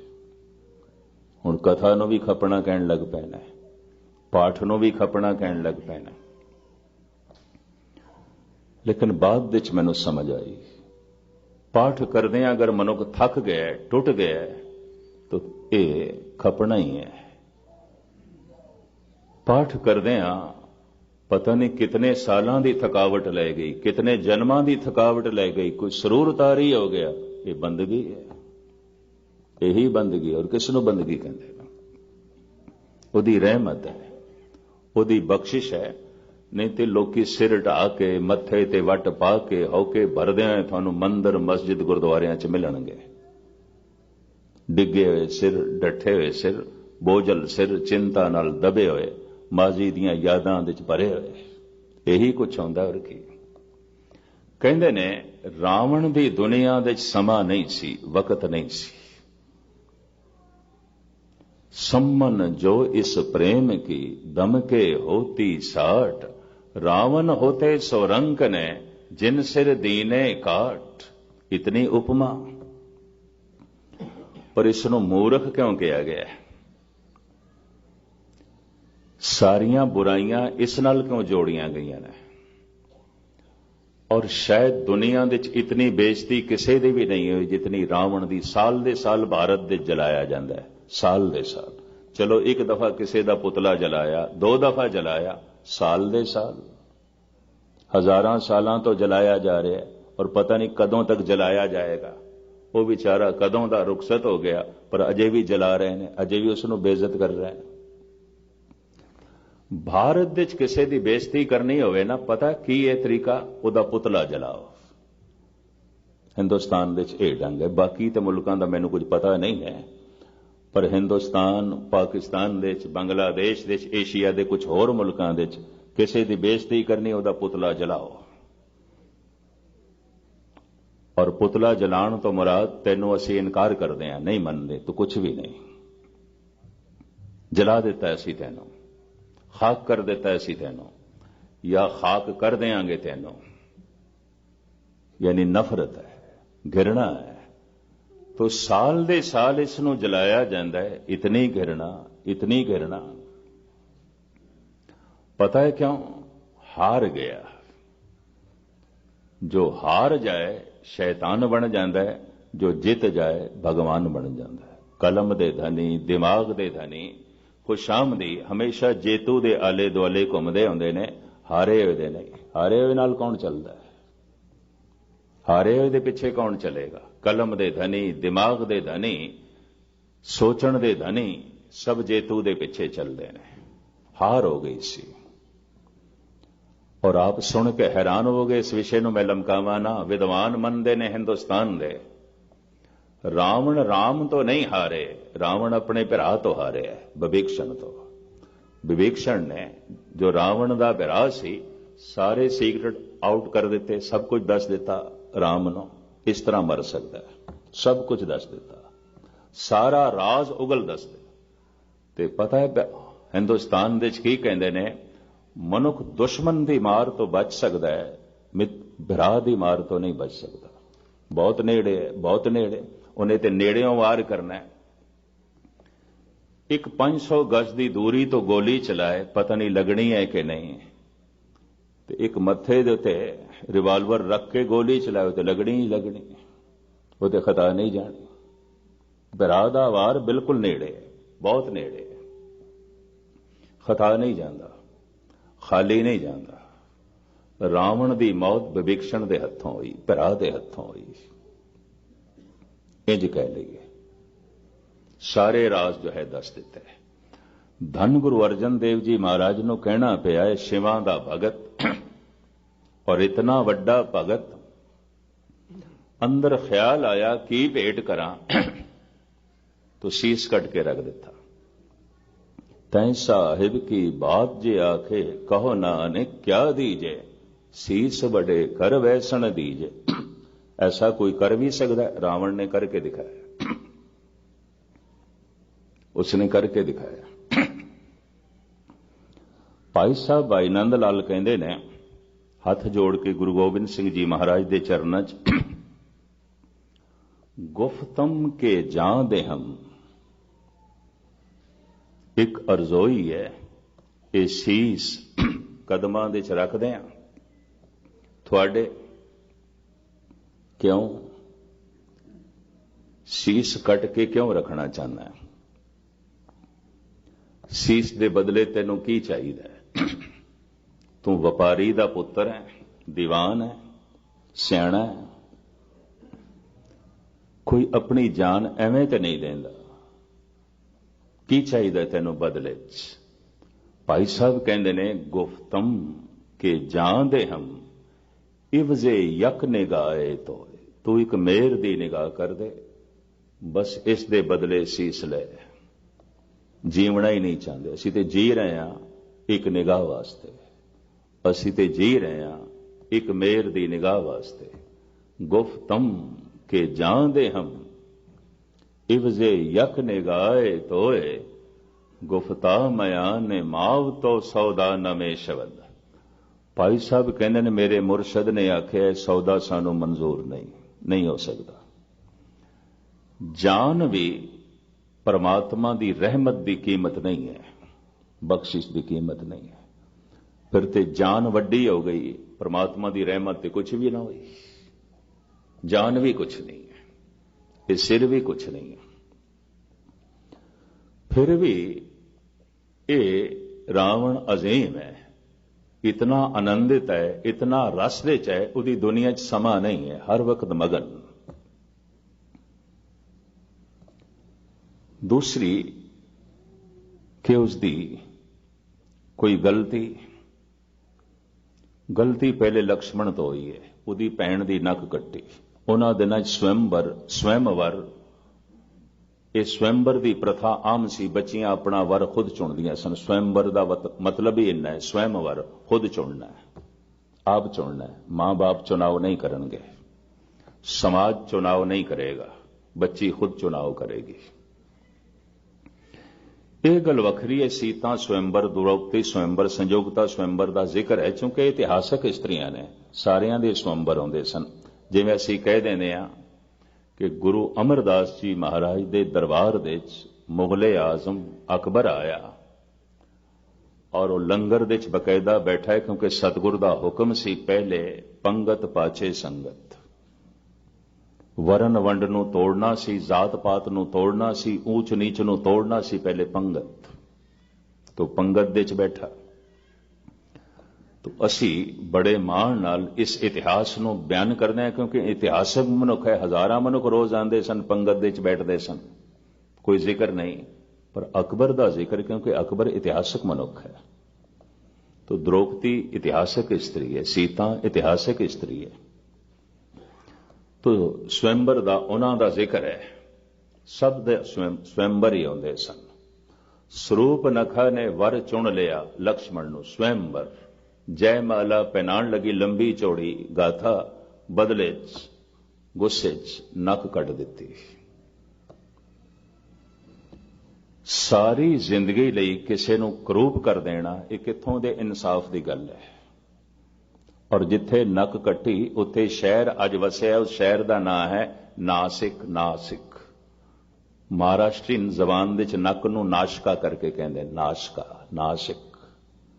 ਉੱਥੇ ਮੰਦਰ ਵੀ ਹੈ ਸਰੂਪ ਨਖਾ ਦਾ, ਨੱਕ ਕੱਟੀ ਹੋਈ ਦਿਖਾਈ ਗਈ ਹੈ। ਦਾਸ ਉਹ ਦੇਖ ਕੇ ਆਇਆ ਤੇ ਸਰੂਪ ਨਖਾ ਦੇ ਨਾਂ ਦੇ ਉੱਤੇ ਸ਼ਹਿਰ ਹੈ ਨਾਸਿਕ, ਉਸੇ ਦੇ ਨਾਂ ਤੇ ਇੱਥੇ ਹੀ ਨੱਕ ਕੱਟੀ। ਇਹ ਤੇ ਕੋਈ ਧਰਮ ਨਹੀਂ ਹੈ, ਇਹ ਤੇ ਕੋਈ ਦਇਆ ਵਾਲੀ ਪ੍ਰੇਮ ਵਾਲੀ ਗੱਲ ਨਹੀਂ। ਦਿਵ ਦ੍ਰਿਸ਼ਟੀ ਨਾਲ ਬਦਲਣਾ ਚਾਹੀਦਾ ਸੀ, ਸਮਝਾ ਬੁਝਾ ਕੇ ਬਦਲਣਾ ਚਾਹੀਦਾ ਸੀ। ਉਹ ਤੇ ਉਸ ਜ਼ਮਾਨੇ ਦੀ ਬਣੀ ਹੋਈ ਪ੍ਰਥਾ ਦੇ ਮੁਤਾਬਕ ਆਪਣਾ ਵਰ ਚੁਣਦੀ ਹੈ, ਨੱਕ ਕੱਟਣ ਦੀ ਤੇ ਲੋੜ ਨਹੀਂ ਸੀ। ਤੇ ਜੇ ਬਦਲੇ ਦੀ ਭਾਵਨਾ ਰਾਵਣ ਦੇ ਅੰਦਰ ਪੈਦਾ ਵੀ ਹੋ ਗਈ ਤੇ ਮਜਬੂਰੀ ਹੈ। ਏਸ਼ੀਆ ਦੇ ਵਿੱਚ ਐਸਾ ਮਾਨਸਿਕ ਮੰਡਲ ਹੈ ਕਿ ਮਨੁੱਖ ਬਾਕੀ ਸੰਬੰਧੀਆਂ ਦੀ ਤੋਹੀਨ ਬਰਦਾਸ਼ਤ ਕਰ ਸਕਦਾ ਹੈ, ਭਰਾ ਭੈਣ ਦੀ ਤੋਹੀਨ ਨਹੀਂ ਬਰਦਾਸ਼ਤ ਕਰਦਾ। ਇਹ ਏਸ਼ੀਆ ਦਾ ਕੋਈ ਵਾਯੂ ਮੰਡਲ, ਉੱਥੋਂ ਦੀ ਸੱਭਿਅਤਾ, ਉੱਥੇ ਦਾ ਸਮਾਜਿਕ ਜੀਵਨ। ਭਰਾ ਭੈਣ ਦੀ ਤੋਹੀਨ ਨਹੀਂ ਬਰਦਾਸ਼ਤ ਕਰਦਾ, ਉਹਦੀ ਬੇਇੱਜ਼ਤੀ ਨਹੀਂ ਬਰਦਾਸ਼ਤ ਕਰੇਗਾ, ਉਹਦੀ ਖਾਤਰ ਲੜਨ ਮਰਨ ਨੂੰ ਤਿਆਰ ਹੋ ਜਾਏਗਾ। ਤੇ ਇਹ ਤੇ ਇੱਕ ਰਾਜੇ ਦੀ ਭੈਣ ਸੀ, ਰੋਂਦੀ ਹੋਈ ਗਈ। ਤਾਂ ਕੁਦਰਤੀ ਗੱਲ ਹੈ, ਬਦਲੇ ਦੀ ਭਾਵਨਾ ਪੈਦਾ ਹੋ ਗਈ। ਬਸ ਬਦਲੇ ਦੀ ਜਿਹੜੀ ਭਾਵਨਾ ਪੈਦਾ ਹੋਈ, ਇਹ ਇਸ ਦੇ ਕੋਲ ਗਲਤੀ ਹੋਈ, ਇਹੀ ਭੁੱਲ ਹੈ। ਪਰ ਜੇ ਪਹਿਲ ਨੂੰ ਦੇਖੀਏ ਤਾਂ ਪਹਿਲ ਇਸਨੇ ਨਹੀਂ ਕੀਤੀ। ਇਸ ਦੀ ਜ਼ਿੰਦਗੀ ਬਿਲਕੁਲ ਪਵਿੱਤਰ। ਧੰਨ ਗੁਰੂ ਅਰਜਨ ਦੇਵ ਜੀ ਮਹਾਰਾਜ ਜਿਸ ਦੇ ਪਕਸ਼ ਦੇ ਵਿੱਚ ਖੜੇ ਹੋਵਨ, ਉਹ ਮਨੁੱਖ ਮਾਮੂਲੀ ਨਹੀਂ ਹੈ। ਸੰਮਨ ਜੋ ਇਸ ਪ੍ਰੇਮ ਕੀ ਦਮ ਕੇ ਹੋਤੀ ਸਾਟ, ਰਾਵਣ ਹੋਤੇ ਸੋਰੰਕ ਨੇ ਜਿਨ ਸਿਰ ਦੀਨੇ ਕਾਟ। ਭਾਰਤ ਦੇ ਅਚੇਤਨ ਮਨ ਦੇ ਸਤਕਾਰ ਅਜੇ ਵੀ ਹੈ ਥੋੜਾ ਜਿਹਾ ਰਾਵਣ ਦਾ। ਦਿਨ ਭਰ ਪੁਤਲਾ ਉਸਦਾ ਰੱਖਦੇ ਨੇ, ਸਾਰਾ ਦਿਨ ਮੱਥਾ ਵੀ ਟੇਕਦੇ ਨੇ। ਹੱਦ ਹੋ ਗਈ, ਸ਼ਾਮ ਨੂੰ ਇਸ ਦੀ ਬੇਇੱਜ਼ਤੀ ਕਰਨੀ ਹੈ, ਇਹਨੂੰ ਜਲਾ ਕੇ ਖਾਕ ਕਰਨਾ ਹੈ, ਤੇ ਸਾਰਾ ਦਿਨ ਮੱਥਾ ਟੇਕਦੇ ਨੇ, ਪ੍ਰਸ਼ਾਦ ਵੀ ਰੱਖਦੇ ਨੇ, ਪਰਿਕਰਮਾ ਵੀ ਕਰਦੇ ਨੇ। ਮੈਂ ਦੇਖ ਕੇ ਹੈਰਾਨ ਹੁੰਦਾ, ਬਈ ਹੱਦ ਹੋ ਗਈ, ਮੱਥਾ ਪੇ ਟੇਕਦੇ ਨੇ। ਅੰਦਰ ਅਚੇਤਨ ਦੇ ਖਿਆਲ ਹੈ ਬ੍ਰਾਹਮਣ ਸੀ, ਸ਼ਿਵਾਂ ਦਾ ਭਗਤ ਸੀ, ਸਿਆਣਾ ਸੀ, ਸੂਝਵਾਨ ਸੀ। ਦਿਨ ਭਰ ਮੱਥਾ ਟੇਕਦੇ ਨੇ, ਸ਼ਾਮ ਨੂੰ ਜਲਾ ਦਿੰਦੇ ਨੇ। ਬਈ ਇਹਨੇ ਰਾਮ ਨਾਲ ਬੇਇਨਸਾਫੀ ਕੀਤੀ, ਉਹਦੀ ਪਤਨੀ ਚੁੱਕ ਕੇ ਲੈ ਗਿਆ। ਲੇਕਿਨ ਪਤਨੀ ਨੂੰ ਅਸ਼ੋਕ ਬਾਟਕਾ ਦੇ ਚ ਰੱਖਿਆ ਹੈ, ਕਦੀ ਘਰ ਦੇ ਚ ਨਹੀਂ ਲੈ ਕੇ ਗਿਆ। ਔਰ ਉਸ ਨੂੰ ਇੱਕ ਪਵਿੱਤਰ ਦੇਵੀ ਦੀ ਤਰ੍ਹਾਂ ਰੱਖਿਆ ਅਗਨ ਪ੍ਰੀਖਿਆ ਲਈ ਰਾਮ ਨੇ, ਵੀ ਪਵਿੱਤਰ ਹੈ। ਔਰ ਜਿਸ ਦਿਨ ਦੀ ਸ਼੍ਰੀ ਰਾਮ ਨੇ ਸੀਤਾ ਦੀ ਅਗਨ ਪ੍ਰੀਖਿਆ ਲਈ, ਭਾਰਤ ਦੇ ਤੇ ਅਜੇ ਤੱਕ ਅਗਨ ਪ੍ਰੀਖਿਆ ਚੱਲ ਰਹੀ ਹੈ। ਹਰ ਰੋਜ਼ ਕਿਧਰੇ ਨਾ ਕਿਧਰੇ ਇਸਤਰੀ ਜਲਾਈ ਜਾਂਦੀ ਹੈ। ਇਹ ਵੀ ਮੈਰਿਜ ਕਰਾਂ ਹਿੰਦੁਸਤਾਨ ਦੇ ਵਿੱਚ। ਮੇਰੇ ਦੇਖੇ, ਮੇਰੇ ਪੜਨ ਦੇ ਤੇ ਕੋਈ ਐਸਾ ਦਿਨ ਨਹੀਂ ਜਾਂਦਾ ਜਦ ਮੈਂ ਉੱਥੇ ਆਉਂਦਾ, ਕਿਸੇ ਨਾ ਕਿਸੇ ਸੂਬੇ ਵਿੱਚ, ਕਿਸੇ ਨਾ ਕਿਸੇ ਸ਼ਹਿਰ ਵਿੱਚ ਕੋਈ ਇਸਤਰੀ ਜਲਾਈ ਜਾਂਦੀ ਹੈ ਜ਼ਿੰਦਾ। ਔਰ ਅਕਸਰ ਨੂੰਹਾਂ ਹੀ ਜਲਦੀਆਂ ਨੇ, ਧੀਆਂ ਨਹੀਂ। ਇਹ ਵੀ ਮੈਰਿਜ ਕਰਦੇ ਆ, ਲੋਕੀ ਨੂੰਹ ਨੂੰ ਜਲਾ ਦਿੰਦੇ। ਹੈਰਾਨਗੀ ਆਉਂਦੀ ਇਹ ਗੱਲ। ਪਹਿਲੇ ਇਹ ਗੱਲ ਪੰਜਾਬ ਦੇ ਵਿੱਚ ਨਹੀਂ ਸੀ, ਪਰ ਹੁਣ ਪੰਜਾਬ ਦੇ ਵਿੱਚ ਵੀ ਹੈ। और किधरे मुल बच्चे का घट पिया तो हुण नूं जलेगी, जिंदा जलेगी, जला दी जाएगी। हद हो गई। जिसने अपनी बच्ची दे दी उसको होर की मंगदे हो? अगर वो बच्चे का मुल पूरा नहीं ले आई तो फिर जलाई जाएगी, जलेगी। और हर रोज ऐसा होता है, अग ने ही फैसला करना है पवित्र है कि अपवित्र है। तो फिर जलाओ किसी धार्मिक मंदिर नूं बच गया तो पवित्र है, जल गया तो अपवित्र है। लाओ किसी दे घर नूं अग, जल गया तो अपवित्र है, बच गया तो फिर पवित्र है। किसी कौम नूं अग लाओ, जल गई तो अपवित्र है, बच गई तो पवित्र है। फैसला तो अग ने करना है, और किसी ने थोड़ी करना है। तो खैर ये तो सुभाविक विचकार जो है गल आ गई। समय नूं, काल नूं रावण ने मंजे दे पावे नाल बन के रखे। उदी दुनिया च काल नहीं है। इतने आनंद मगन अकाल हैं, अजाल हैं। एक परमात्मा दी दुनिया च काल नहीं है, समा नहीं है। एक जो परमात्मा नाल जुड़ गया उदी दुनिया दे च काल नहीं है, समा नहीं है। मेरे ख्याल इतना जिहा अनुभव ते बथेरियां दा होवेगा। जद कदी मनुख किसी रस च बैठा हुंदा, चाहे कोई भी रस है, ते रस सारा ही परमात्मा है। चाहे भोजन का रस है, चाहे संगीत का रस है, चाहे नृत्य का रस है। परमात्मा पता नहीं कितने रसां दे राही प्रगट होंदा है। यह भी मैं अर्ज करते हैं। किधरे रंग का रस है, किधरे रूप का रस है। ठीक है, रस वक्ती ने, एक सदैवी रस स्वयं परमात्मा, उदा नाम, उदी पूरन होंद। जद भी मनुख थोड़ा जिहा रस दे च बैठा होंदा है, घंटा इंज लंघिया जिवें 1 मिनट। बेरसी दे च बैठा है, 1 मिनट इंज लंघिया जिवें 4 घंटे। समा ते खो जाता है। रावण की दुनिया च समा खो गया, परमात्मा की दुनिया च समा नहीं, क्योंकि रस है। रस दे च काहदा समा? बेरसी च समा हुंदा है। आनंद दे च काहदा समा? दुख दे च समा हुंदा है। अकाल, धन गुरु गोबिंद सिंह जी महाराज का फरमान, अकाल हैं, अजाल हैं। काल जाल जम जो न साके, सच का पंथा थाटियो। धन गुरु अमरदास जी महाराज।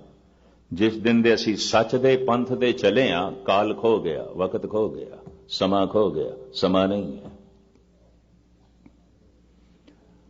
पर जो दुख दे च जी रहा है, बेचैनियां च जी रहा है, परेशानियां च जी रहा है, काल दे च जी रहा है। एक एक मिनट उहदे लई भारू है। और महाराज कहते दिन भी उसदे लई जाल है, रात भी उसदे लई जाल है। वो दिन दे च भी फसिया रहेगा, रात दे च भी फसिया रहेगा। मजाले परम आनंद माण सके।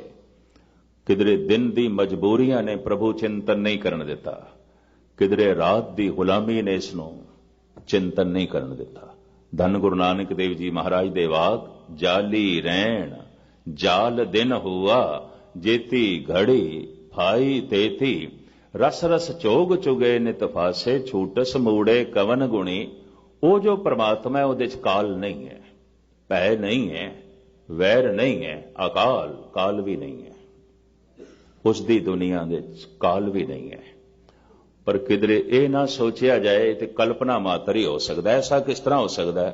तो महाराज कहते हैं मूर्त मूर्तिमान है, कल्पना नहीं है, ख्याल मात्र नहीं है, मूर्त है, मूर्तिमान है। ते मूर्त दे आखदियां एकदम ख्याल पैदा होवेगा, फिर ये मूर्ति किसी ने बनाई होवेगी। कोई तो इसका जन्मदाता होवेगा। तो महाराज एकदम कहते हैं सैभंग। ये संस्कृत का शब्द है स्वयंभू, अपने आप तो आप प्रगट होया है। आप ही ने आप साजे हो, आप ही ने रचे हो ना, उदी साजना किसी भी नहीं की थी। आप ही ने आप साजे हो, आप ही ने रचे हो ना, अपना विस्तार उसने आप किया है। अपनी बनावट उसने आप प्रगट की है। वो आप ही आप है। आकाए अजाए। धन गुरु गोबिंद सिंह जी महाराज कहते उसनों जन्म देने वाला कोई भी नहीं। अजाए, उदी कोई मां नहीं, ना तात है, ना मात है, ना जात है, ना पात है। वो किसी तो जमिया नहीं है, वो किसी तो जो है प्रगट नहीं होया। अकाए अजाए अकृत आकृत हैं, अमृत अमृत हैं, वो किसी दी कृत नहीं है। सै भंग स्वयं भू, अपने आप तो भू होया, प्रगट होया है। मूर्तिमान है पर अपने आप तो प्रगट होया है। तो इत्थे एक प्रश्न पैदा होएगा, चलो मूर्ति ते आउंदी है आकार, तो उसका वास्तविक आकार फिर की है? सगल भवन की मूरत एका, मुख तेरे टकसाला, सारा ब्रह्मंड उदी मूर्ति है और इसे मूर्ति दे चो बैठा है। किधरे भी ये संसार भी टुटिया होया ना समझ लेना, असी भी इतने नहीं आ जितना असी अपने आप को समझते पे हाँ। अगर ये पवन ना होवे तो असी नहीं हो सकते। तो पवन की दूरी विज्ञान कहता है 400 मील की बुलंदी तक है, अगों नहीं है। पर सिर्फ पवन करके थोड़ी, जे सूरज भी ना होवे तो असी नहीं हो सकते, उदी किरणा ना होन तो असी नहीं हो सकते। तो सूरज तक अपनी दूरी मन लईए नहीं, सूरज भी तां है कि महासूरज, अगर वो ना होवे तो सूरज भी नहीं हो सकता। ਉਹ ਮਹਾਸੂਰਜ ਨੂੰ ਕੋਈ ਹੋਰ ਮਹਾਸੂਰਜ ਚਾਹੀਦਾ ਉਸਦੇ ਆਸਰੇ ਤੇ, ਔਰ ਅਖੀਰ ਦੇ ਚ ਅਰਬਾਂ ਖਰਬਾਂ ਸੂਰਜਾਂ ਤੋਂ ਬਾਅਦ ਗੱਲ ਮੁੱਕਦੀ ਹੈ ਪਰਮਾਤਮਾ ਤੇ, ਈਸ਼ਵਰ ਤੇ। ਅਸੀਂ ਕਿਧਰੋਂ ਵੀ ਟੁੱਟੇ ਹੋਏ ਨਹੀਂ ਆ। ਸੂਰਜ ਤੋਂ ਟੁੱਟ ਗਏ ਤਾਂ ਅਸੀਂ ਰਹਿ ਹੀ ਨਹੀਂ ਸਕਦੇ। ਇਹਦਾ ਮਤਲਬ ਸੂਰਜ ਤੱਕ ਤੇ ਜੁੜੇ ਹੋਏ ਆ, ਤੇ ਸੂਰਜ ਮਹਾਸੂਰਜ ਨਾਲ ਜੁੜਿਆ ਹੋਇਆ, ਮਹਾਸੂਰਜ ਹੋਰ ਮਹਾਸੂਰਜ ਨਾਲ ਜੁੜਿਆ ਹੈ। ਅਖੀਰ ਤੇ ਗੱਲ ਮੁੱਕਦੀ ਹੈ ਪਰਮਾਤਮਾ ਦੀ। तो परमात्मा अखंड है, इस तरीके नाल सारा ब्रह्मंड अखंड है, टुकड़े टुकड़े नहीं है। टुकड़े टुकड़े ते मनुख ने कीता है, और मनुख दे टुकड़े मसनूई ने, बनावटी ने। समो ब्रह्मंड एक हो है, सगल भवन की मूरत एका, सारा ब्रह्मंड एक है। और हे प्रभु ये तेरी मूरत है, और यदि सिरजना तू आप कीती है। सै भंग स्वयं भू, अपने आप तो तू आप ही भू होया, आप ही प्रगट होया है, तेनों बनाने वाला जो है कोई नहीं।